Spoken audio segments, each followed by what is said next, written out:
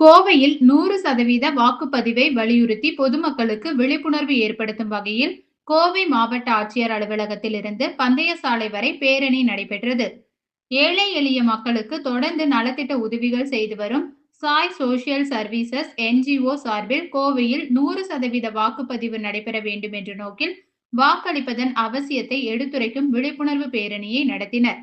கோவை மாவட்ட ஆட்சியர் அலுவலகத்தில் தொடங்கிய இந்த பேரணி பந்தய சாலையில் உள்ள சாரதாம்பாள் திருக்கோவிலில் நிறைவுற்றது.